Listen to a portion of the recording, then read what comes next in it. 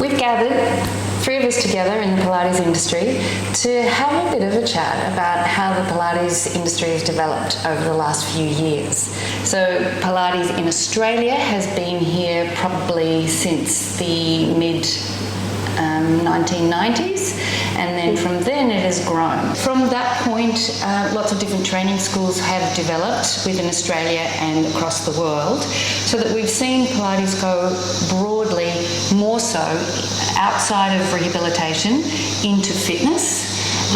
And reaching many more people across the community. So it's going gangbusters at the moment. It is just growing and growing, which is a great thing because it means that we can work in different ways. We can have crossovers and do similar things. So the three things that we're talking about today are Pilates in the traditional studio with rehabilitation, and then more so into the fitness industry and working within a broader structure of a franchise system, and then smaller studios where they're focusing just on reformer, and some that have combinations of some of the equipment as well. When I first started in 1999, I was living in Tasmania and started the first Pilates studio there. And it was a word that nobody knew about. Nobody knew. You had to explain what is Pilates. So if they rang, that's what your role was, to explain who, what and how. And usually they were injured people who came into a studio. So Nicola, you've been in the industry for a while. Tell us about your journey and where it's taken you. I started my career in Pilates in the UK, and then was fortunate enough to move to Australia 10 years ago. I was fortunate to have my own Pilates studio, and then I moved for a time out of that space into the big box gym world, and recently have purchased a franchise. So I've kind of seen both aspects of the industry. We have a group reformer predominantly environment, but we're lucky enough to incorporate other pieces of equipment which are more traditionally only used in a small group environment, such as the Wonder Chair, and then other pieces of equipment which we call the springboard. As you've already mentioned, Pilates is super popular, so we're selling memberships like hotcakes and dealing with all the lovely admin. There's lots of administration that comes along with that, as well as the business side of running a studio, social media, staff.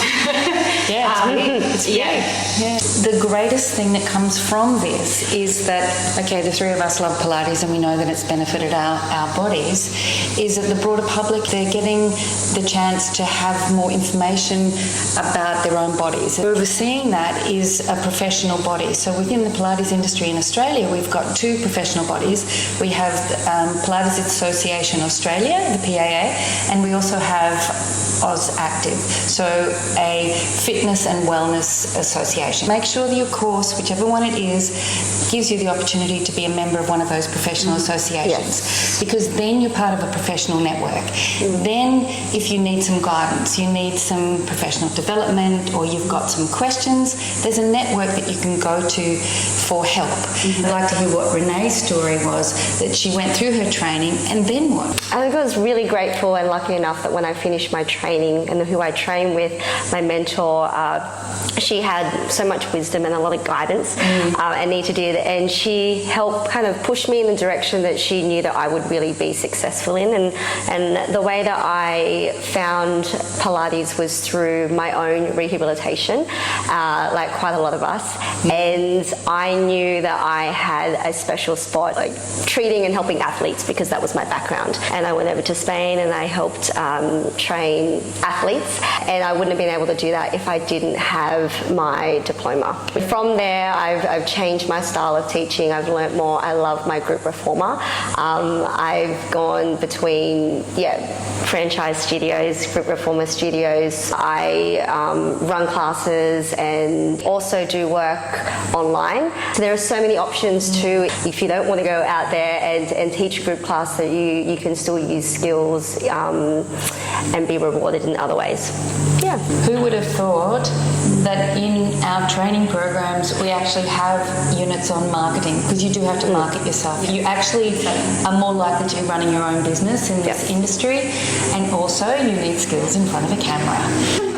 I just wanted to say one thing is also stay hungry to learn. You constantly are learning on the job day to day. You reinvent yourself as an instructor, I think, all the time. And what resonates with you, and there's more than one way to do things. So finding what works for your client in that situation, but stay hungry to learn, because we never ever stop being a student. Know that Pilates is this amazing journey that you learn a lot about your own self. It's a place where everyone can benefit, so long as you've been trained to know what to do within your scope of practice. And if you do a course that trains you to be a reformer bed instructor, fantastic. You'll have a job working in a group reformer studio, and you'll do that job working as more of a fitness leader, leading group exercise using the reformer.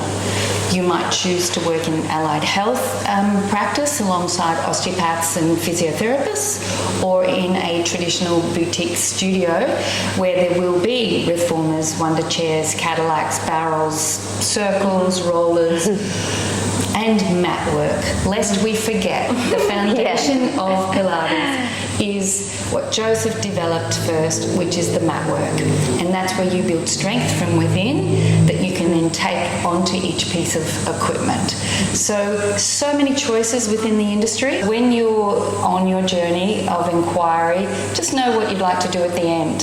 There's no one is better than the other. They're just different types of professionals within the Pilates industry. Thanks for joining us. Thank you. See ya.